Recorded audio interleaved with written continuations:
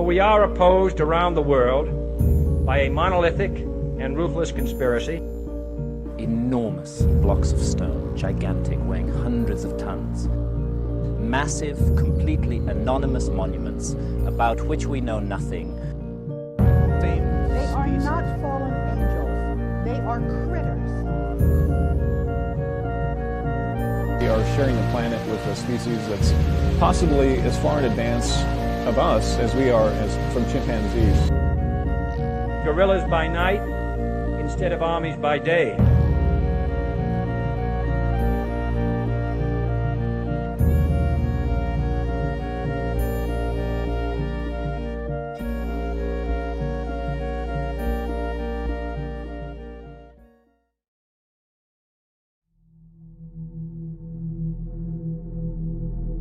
Faculty member at the College of General Studies at Boston University, as well as Brien Foerster, who took up carving and sculpture full-time at the age of 25. Since then, he has become an authority on the, megalithic works of South America and the perplexing, ancient, elongated-headed people of the area. Goodness gracious me, guys. We need some explanations going on here. How are you doing? Welcome to Morning Live. Thank you very much. All right, this is interesting. First and foremost, we have to talk about this that's on the table at the moment. What have you got with you? These are exact copies of elongated skulls from the area called Paracas in Peru, which is on the coast.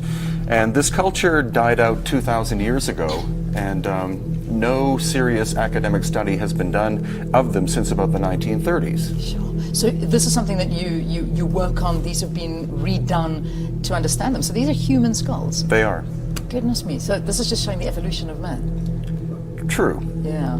I'm glad we don't have heads like that anymore. That's all I can say about that. Let's start at the beginning, all right? Because I think you caught me off guard with these on the table.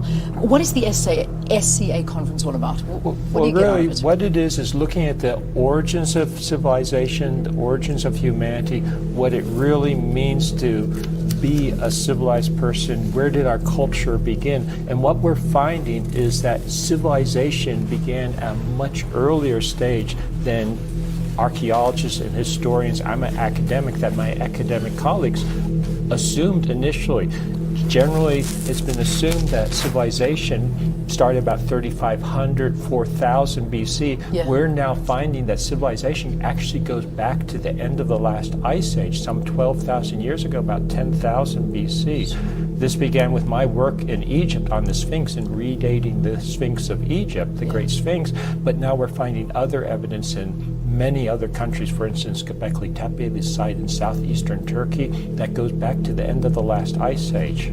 So we're finding that humanity is much deeper, goes back much further, and has a much greater history than we ever imagined. Amazing. What does it mean for us now? I mean, what messages do these discoveries hold for modern civilization? Well, something that's very important is what we are now finding based on the evidence is that a civilization emerged, and I mean very sophisticated technological civilization. They were building incredible stone monuments and, had a very well-developed society before the end of the last ice age, about 10,000 BC. But all the geological evidence, I'm a geologist, indicates that the ice age ended very abruptly. We're now piecing together that there were major solar outbursts, catastrophic changes on Earth. This wiped out these early civilizations, essentially set humanity back into a dark age for thousands of years before civilization re-emerged. And I don't want to be a scaremonger, but we are now finding that this could happen again. A truism of geology is if it happened in the past, it could happen again in the future. And there's been a lot of astrophysical studies now of the sun and solar activity, and the sun is starting to ramp up, it's starting to go into apparently a period of volatility when we could have something occur again.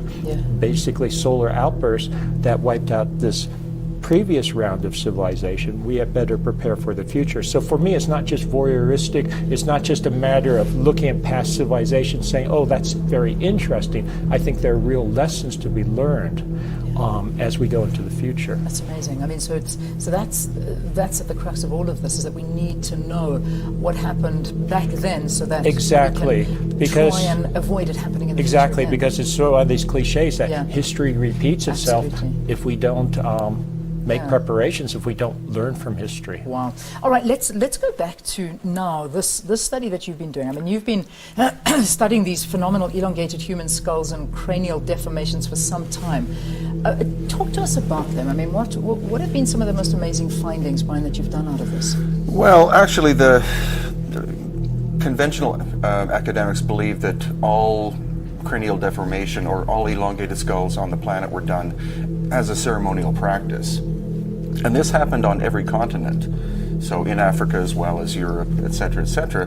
But what we're starting to do is do DNA testing, and the DNA testing is starting to insinuate that the ancestors of these people were not exactly Homo sapiens as we are. They could have very well been a different branch of humanity. And academia has not really addressed that at all, as well as the fact that where we find these people, we also find the megalithic structures in a lot of cases. And what's the relationship between the two of them? I mean, obviously you've been studying that. What have you found? Well, basically that, as Dr. Robert Schoch was saying, is that we're being told that civilized humanity more or less arose about maybe 3100 BC, but now we can push back the timeline much farther, and it means that we as humanity are far more complicated and have a much more intriguing history than what we've been taught. Sure. When you come here to South Africa, I mean, when we talk about the cradle of humankind and the hominids that have been found there, yes. I mean, let's talk about that and put that into the picture for us. Oh yeah, I think this is a very important point of origins for humanity as a whole, and what we're finding is that humanity is much more diverse than we previously realized. And what I mean by that is many different branches coming out. As I was mentioning, that civilization arose previously, seems to have gone through a decline, gone into a dark age. And what we're finding in part is that some of the traditions, some of the legends that talk about sort of cycles of civilization or different groups of people, if I could put it this way, coming and going throughout history, there is some real truth to that. And it's a much more complex picture, the origins and the history of humanity, than we previously imagined. It's not just a straight line of, going from primitive them to modern us without any bumps along the way. We're finding it's much more complex, and there's a lot of subtleties and intricacies. And we need to learn those to understand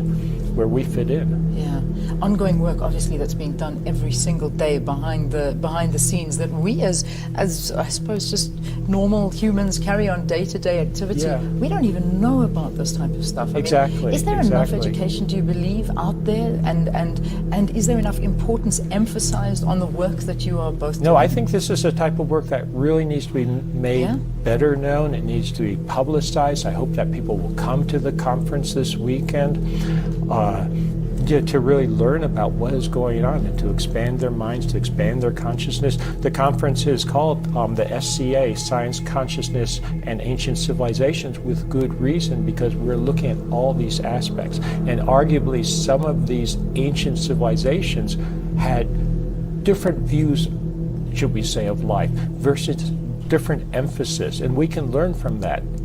Different philosophical modes, if you would. And we need to look at the broad range of humanity, I believe, as we live in this world that we live in and face future issues. Yeah, you mentioned it in one of your previous answers, but let's elaborate a little bit on this, because I mean this I find fascinating. I'm sure so many people do as well.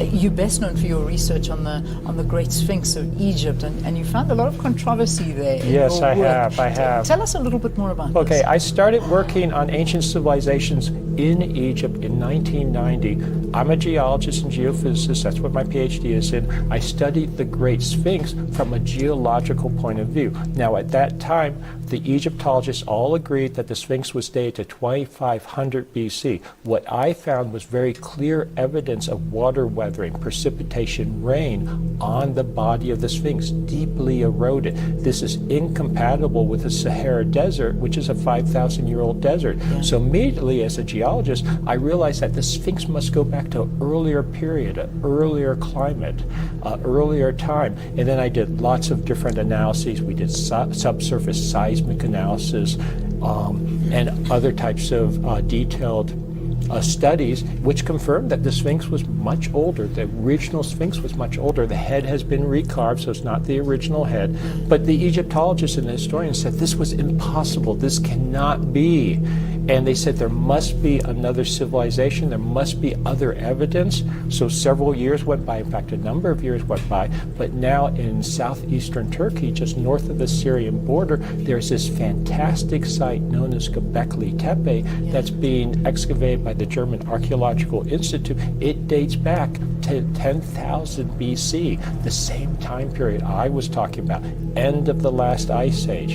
And so this is incredibly exciting that you have this, as I said before, earlier cycle of civilization. But again, I want to emphasize this, they were wiped out essentially. Wow. It was devastating. With Earth changes at the end of the last ice age, they couldn't survive it. And came back to the present and future, we live on the same planet Earth. This is not a stable planet from a geological sense. The sun is not stable from an astrophysical sense, and we can expect major changes in the future, and there's indications of that happening already. So this global climate change, global warming, it's not just what?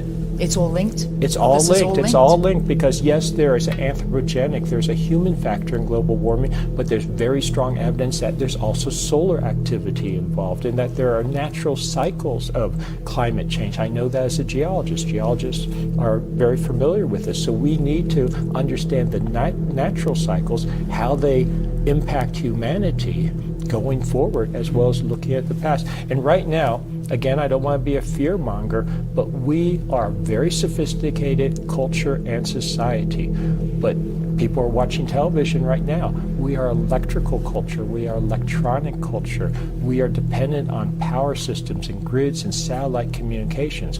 If we have a major solar outburst, as occurred 12,000 years ago at the end of the last ice age, that would devastate our modern society. And organizations like NASA in the US or the National Academy of Sciences, I'm American, are looking into this seriously. So this is something that major institutes are taking note of, governments are taking note of, that going forward we have to be careful. But again, I want to stress we have to learn from the past. Well, the basic answer, if you're able to ask the descendants of these people, is they say, number one, we think it's aesthetically beautiful. Number two, we think it increases intelligence. It was only done amongst the royalty. And the most intriguing aspect is they say this is what our ancestors looked like. So again, we're probably looking at a lost branch of humanity, which has been ignored so far. It's incredible. Thank you, gentlemen. Thank you for coming in. Thank you for enlightening us.